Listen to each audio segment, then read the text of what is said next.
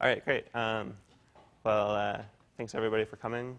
And my name's Eli. I'm in the Nolan lab. I'm a postdoc. I've been in the lab for about 2.5 years now. And I'm going to talk to you about an extension of what you already heard from Peter, trying to use this barcoding technique, which we're all so excited about for fluorescence, and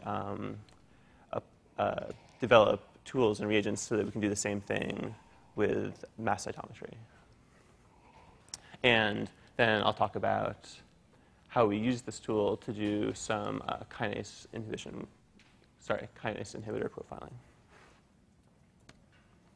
So I thought I would start with a little pictogram. You can maybe puzzle over it a little bit or just look in the printout. So here we have a cytoph. Here we have a bar, all these different types of beer, and code, right? So cytoph, barcode. That's what I'll be talking about today. So here's an outline of what I'll be talking about. First, I'll talk about some background on the reagents we use and how we use them. Then talk about the 96-well multiplexing scheme that we use for cytoph. Then we'll talk about some experiments that I did with a postdoc in the lab, Bernd, and Rachel in the lab, also looking at kinase inhibitor profiling and also PBMC signaling time course experiments. And at the end, we'll talk about a little bit of what we're working on lately, including single-cell debarcoding tools and also some, which I didn't have time to update my slides because I'm adding everything at the last minute, but some new schemes that we use that use built-in redundancy to reduce the doublets in our data. So first, talk about the background of mass cytometry, mass tag cell barcoding. So when I first came to lab, I did a lot of experience with fluorescence, and I was really excited to use the barcoding protocol that Peter worked out, and it worked great, and everything was going great. But then we got this new instrument, the cytoph, and there were a lot of advantages to that. We were all excited about using these high parameter experiments to look at new things. But the problem was we didn't have any way to do barcoding on it, and we're all very sad about that. So myself, Bernd, another postdoc in the lab, and Greg, another postdoc in the lab, we all decided that for our project, we all had different projects, but we all needed to have barcoding to make our projects work. So we all started working on it, and so some of the reasons we worked so hard on this was we wanted, as Peter already talked about, we wanted to have uniform staining, reduced antibody consumption, and also reduced acquisition time. And so here is kind of a schematic from Peter's paper of how the protocol works. It's similar to the protocol we did yesterday, but with the added step of labeling the individual samples with different levels or combinations of dyes, and then combining them into a single tube for the antibody stain. And then after collecting the data, you can use this code to deconvolute back to the individual samples for analysis. And for the fluorescent reagents, they're all bifunctional molecules consisting of a fluorophore and a reactive group that will covalently bind it to the cell. One molecule you may have heard of is FITC, fluorescein isothiocyanate, with its fluorescein, fluorophore, and isothiocyanate reactive group. The reagents that we typically use in the lab use these fluorophores and primarily the NHS ester, which is amine reactive, but also a little bit of maleimide. So what ended up working best in the end for labeling cells with isotopically pure elements is this maleimide monoamide dodo. So we have this chelator molecule here, and then this maleimide group, which reacts with free sulfhydryls in the cell. And I've just highlighted different regions here. So, and the way this works, I guess, is pretty simple. what we usually do is we preload the reagent with our metal that we want to use, and then we add it onto the cells and label the cells. Easy, right? And the labeling reaction with the maleimide occurs pretty rapidly and goes to completion, we think, within around 15 or 30 minutes, which is nice experimentally. We don't have to wait around too long for it, and we can add these metals onto the cell combinatorially. So here I'm showing just a biaxial with two different channels shown. So you can see here negatives, positives, and so in theory we can combine these many channels at a time to build up our coding scheme. You'll probably notice that I'm not trying to fit in as many populations as Peter does. We found that the reagents that we have and with the CyTOF currently, we think that the binary coding works best, which is maybe not quite so nice, but when you think about all the metals that we use, let's go right to here, you can quickly build up quite the array. So if you have just a single metal, you can have two populations. If you use two metals, you can have four populations. It's just the exponential, right? So using 7 metals, we can encode 128 different populations and still have lots of channels left over to look at whatever else we want to look at. Go back. So the protocol, similar chemistry, similar protocol to what Peter already showed you. So there's this step right here where you label with barcoding reagents and then pool, and that's the only difference between barcoding and what you guys all did yesterday. So using this scheme, we can choose 96 of these 128 possible combinations and encode a 96-well plate. Oh, yeah, Faye, what's up? So how do you pick the isotopes to use? Is it just random, anything is good, or there's specific reason?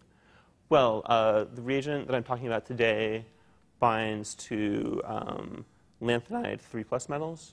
So those are the same metals that we use to label antibodies with for the CyTOF. So in theory, we could use any of the metals.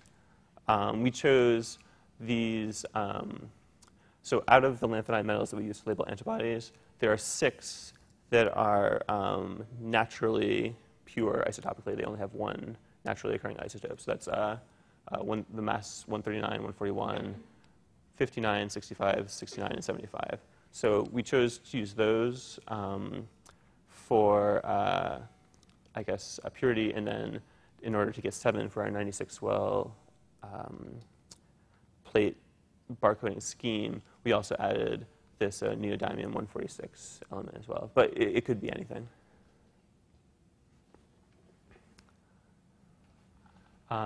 So the first thing we did after we made this 96-well plate is we wanted to make sure everything was working the way we thought. So we did kind of similar to what Peter already showed you, a checkerboard test. So we took 2 cell samples, either an unstimulated cell sample, I forget what cell line this was, but a cell line either unstimulated or stimulated with vanadate, the phosphatase inhibitor.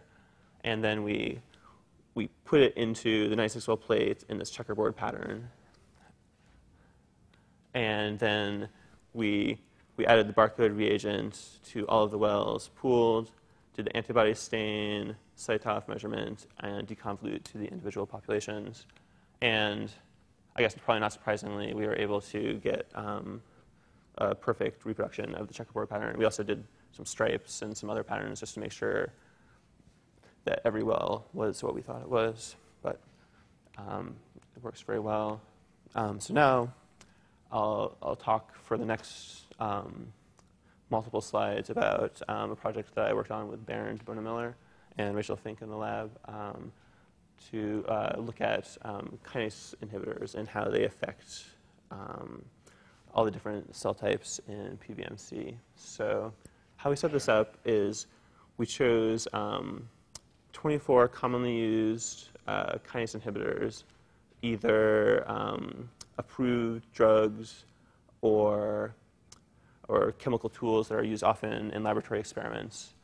And we did dose response. So each 96-well plate, we did a dose response for one drug, and we tested this against 12 different stimuli.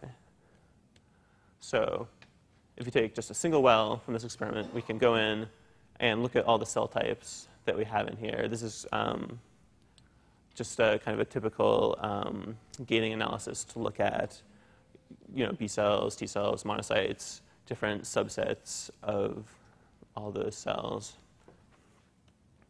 And then in each cell type, we can then go and for this inhibitor, here we're showing starsporin because it inhibits a lot of things, makes a nicer figure.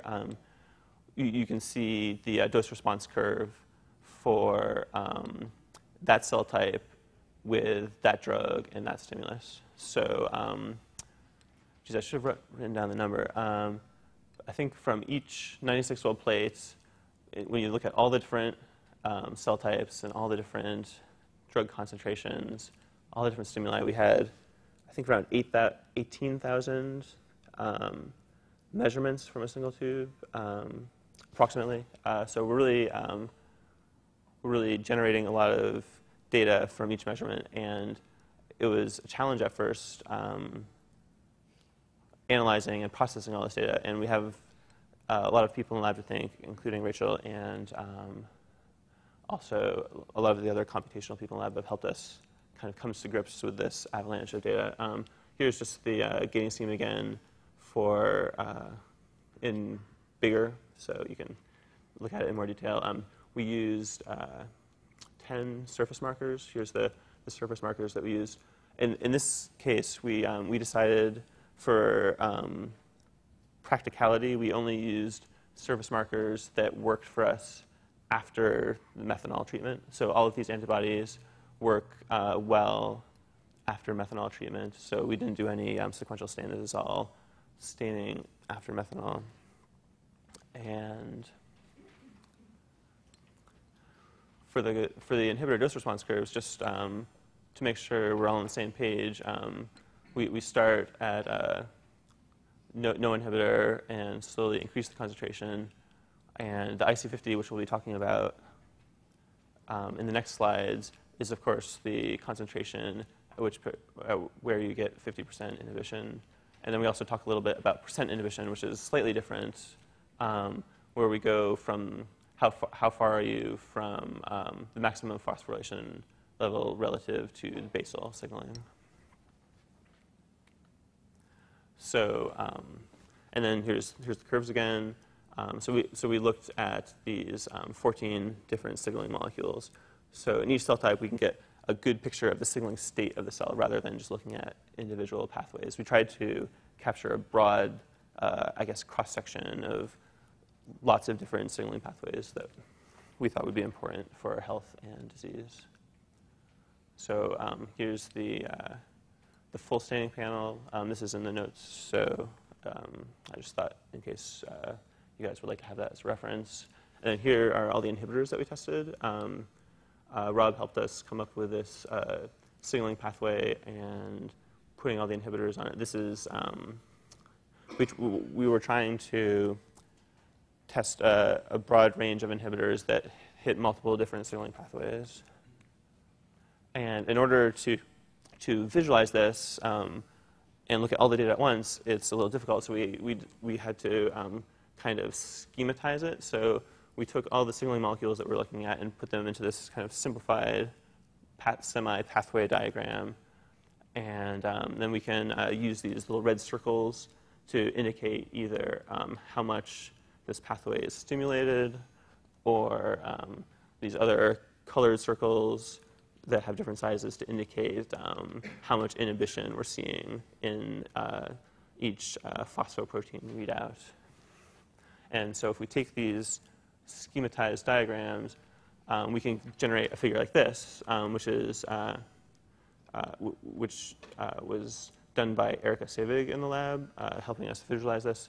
And what we're looking at here is not the entire data set, but this is just IgM-positive B cells. So for these 12 different stimuli, what are the pathways that are inhibited by all these inhibitors that we tested? And so basically, this is all the information right here. So you can see staurosporin, kind of a potent, broad inhibitor, pretty much inhibits almost everything. And then we can look at kind of stimulation type specific inhibition that we only see if we stimulate in a certain way. We can also, with a similar type of figure, instead of looking at all these different stimuli one at a time, we can also look at all the different cell types one at a time. So here, we're looking at only the interferon alpha stimulated cells. And here's all the different cell types and how, after interferon alpha stimulation, what is getting inhibited by all these different inhibitors. In order to look at the entire data set, it's basically just a big array of, well, we can take all of the curves and generate IC50 values, and then do principal component analysis. And what we can see here is just using the IC50 values alone, we can recapitulate, in many cases, the kind of hematopoietic almost development. We can see the B cells are most similarly inhibited by all the compounds. The monocytes are most similarly inhibited by all the compounds, et cetera. And then we can also, with the principal component analysis of the inhibitors, we can look at what inhibitors are most similar. And we can do that either across the entire data set or looking within subsets. So if we want to look at the streptonegrin, which Peter talked about earlier, we can see the B cells are kind of standing out alone. And if we look at monocytes, we can see slightly different connections, and especially the JAK inhibitor now is kind of out on its own a little bit. And then we can go into even greater detail. One question people had about this is how does this compare to the in vitro kinase assays? A lot of work has been done generating huge libraries of kinase assays, so you can assay over 200 different kinases in vitro and throw all these inhibitors at it and see which kinases are most potently inhibited by different inhibitors in vitro. And so when we compare our data sets with this very nice in vitro kinase assay data set, we can see there's a very strong correlation between the drug similarities with really just this outlier corresponding mainly to the JAK3 inhibitor. And we're not entirely sure what's going on here, but it seems like an interesting thing to follow up on. Another thing that we can do is look at the time course of signaling. And with a 96-well plate, we can really, as Peter already showed, go into much greater detail than would otherwise be practical. So real quickly, I'll just talk about the spade analysis of this data set, because this is how I'll be talking about the time course data. So here's the signaling markers that we measured and where they fall in the spade tree. So we have our T cells, our B cells, monocytes, et cetera. We can draw little circles or boxes around the different cell types. And so instead of doing dose response, here we did a time course experiment. So we did the same 12 stimuli, but then just looked at from 0 to 4 hours, how is the signaling changing over time. And here I'm just showing one example. So for the LPS stimulation, we see that after 15 minutes, we see a strong phospho-NF-kappa B response.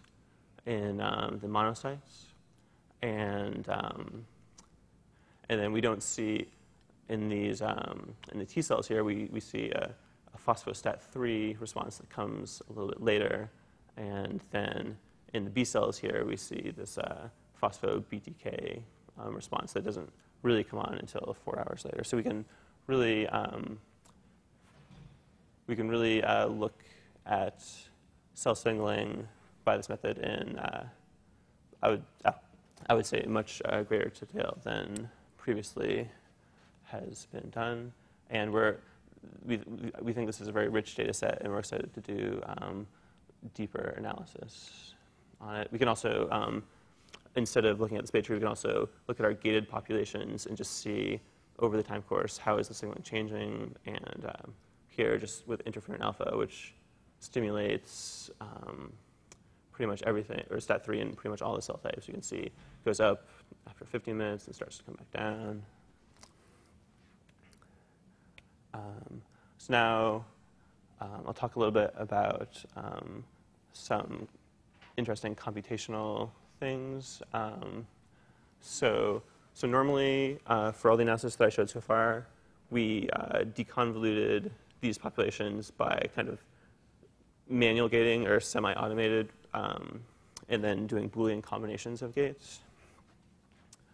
But sometimes the data doesn't look quite as well. Here, this is kind of as good as it gets. This is a cell line. There's very clean, tight populations, and here we have primary cells. This is PBMC, and Peter mentioned earlier that one solution to how do we treat these cells is to do the cell type gating first, and that's what we did for our analysis. But we also thought maybe even within the cell types, there could be variation in cell size, and if you have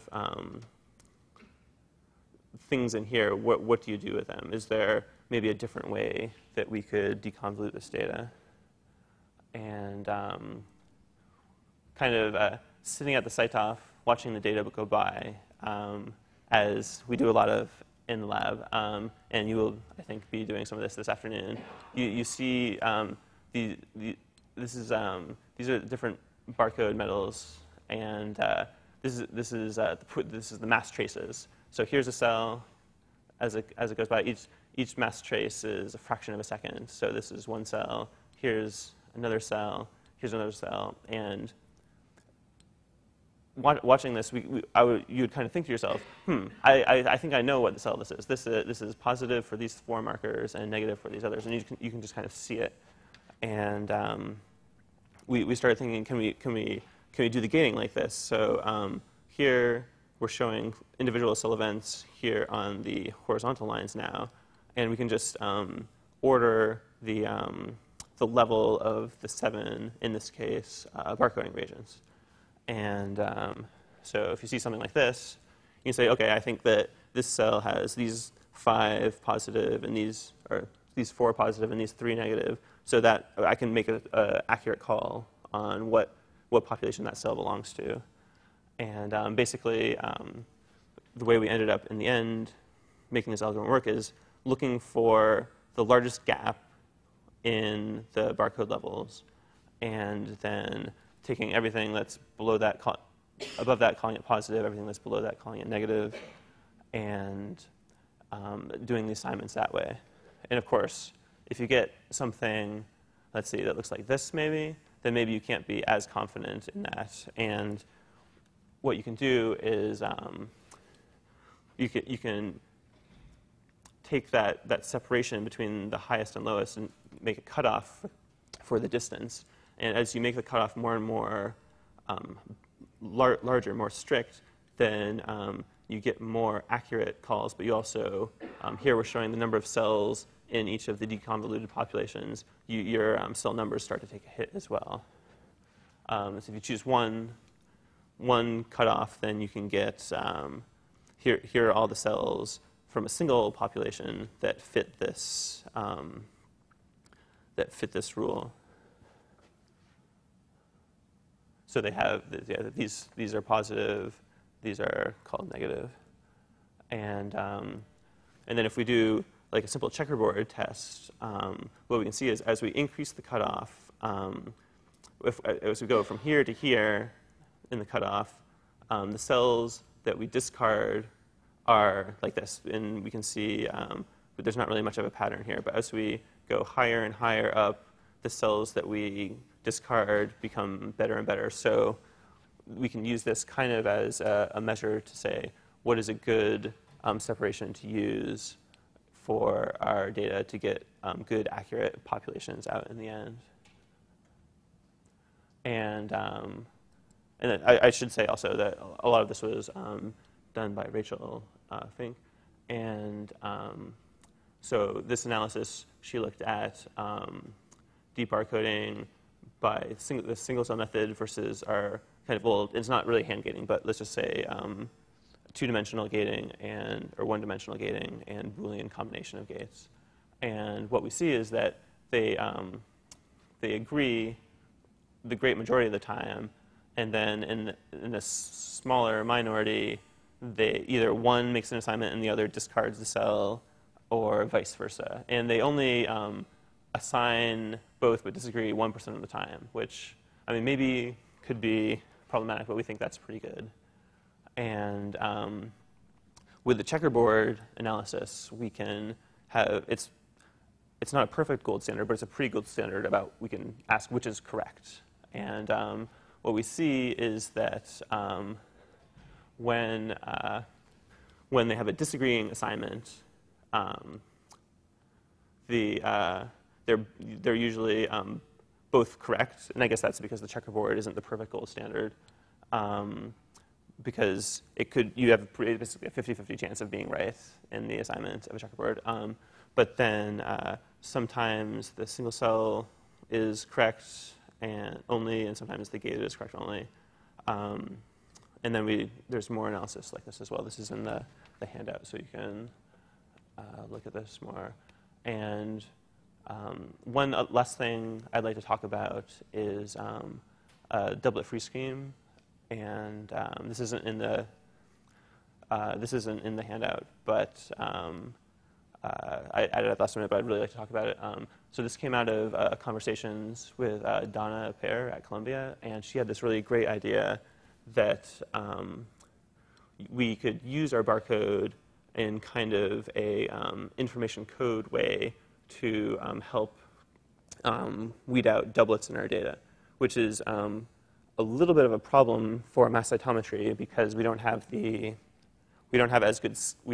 scatter with mass cytometry, so we don't have as good ways of gating out the doublets.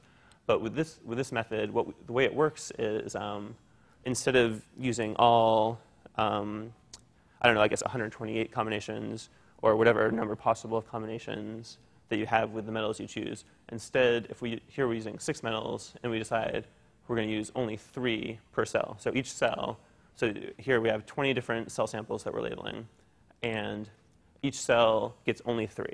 So if we ever have a doublet event that's a combination of, say, a cell from sample 1 and a cell from sample 2, that doublet will have 4 metals on it.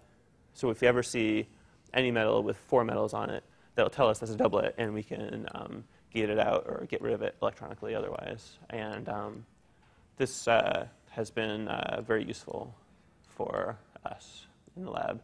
And I would think if any of you are starting to do things with mass cytometry or even fluorescence, maybe this could be worked in, although you'd be burning a lot of channels for it.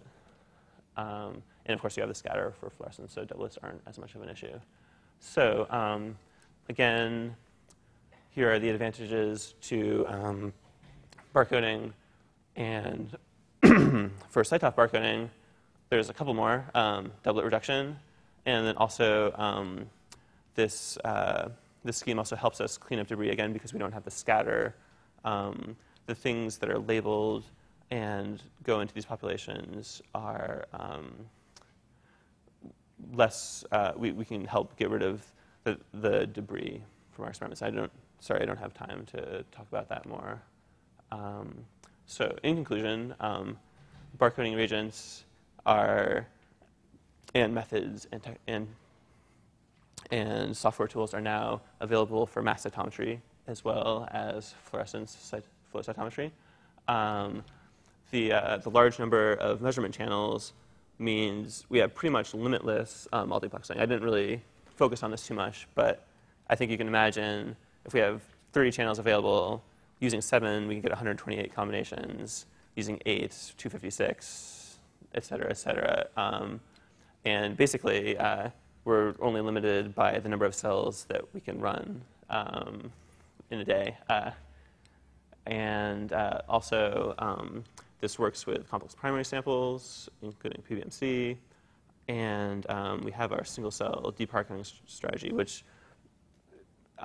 it works very well, and also it's fast and reliable and unbiased. You don't have to draw the gates yourself. So that's been a very nice tool for us in the lab. And then also the doublet-free scheme has been very useful.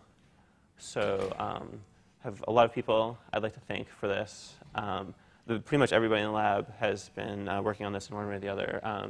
I'd like to especially thank Bernd and Rachel, who have been working on this kind of grand kinase inhibitor project. And I'd also like to thank Greg a lot, who really has been instrumental in getting these reagents working and really helping to troubleshoot and optimize a lot of the problems that we had.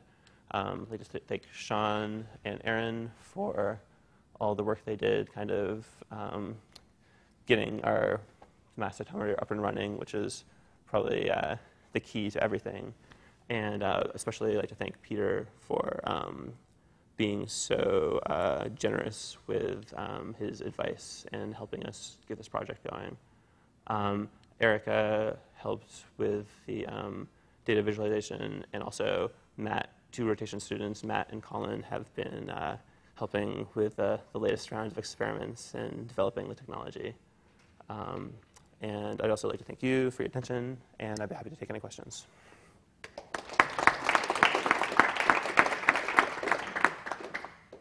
Hi, yes? Is the same cell type, like malignant cell lines and benign cell lines, and done some stimulation studies with that and other post-translational modifications? Yes, we have. Me, no. But Bernd has been doing a lot of work with primary ovarian cancer samples using this 96-well barcoding scheme, and he's got a lot of good data to show about that. I guess, are you interested in anything in particular? Oh, yes. So we decided that we would rather do a broad, I guess, or a deep analysis of a few kinase inhibitors rather than doing like a big screen of 1,000 inhibitors. But I think that there's no reason we can't go back now and just start screening drug compound or big drug libraries and see what we can find. I'm not sure if what you're probably getting at is that maybe like the normal human PBMC sample. Oh yeah, yeah. Yes, yeah. I think that's kind of what we were trying to get at with using the human PBMC is what are some of the unknown side effects of some of these compounds that we're testing, but then using malignant primary patient samples and testing drug libraries would be great to go and try to find new treatments, definitely. Yes, Matt? Since we're not doing barcoding in the hands-on portion of the course, do you want to mention briefly how the other method works for preventing doublets? The other method? The doublet-free scheme? Well, just using the interpolator to cut down the doublets. Oh, right. So yeah, that's a good point. And I don't think anybody's talked about this. So doublets are a problem for mass cytometry, and without the doublet-free scheme, what we normally do is just gate out the cells that are extra large, that have extra. So we use the iridium intercalator, and cells that have lots of iridium matriculae, we usually gate those out. And we usually do a pretty, well, it depends on how worried you are about doublets, but often we'll do a very, because it's not the best way to get rid of doublets, we'll do a pretty conservative gate and lose a lot of cells on the higher end in order to get rid of, is that what you're getting at? Well, that and using, the old-fashioned scheme of stains, most of the cells, hopefully, that you're working with will be negative for one or more markers. If they're positive for too many markers, you get suspicious that you're dealing with that. Oh, sure. Like if you see a B and T cell markers together, things like that. Yeah, we can use that as kind of a measure of how well we are gating out doublets. Yes. All right. Thanks a lot.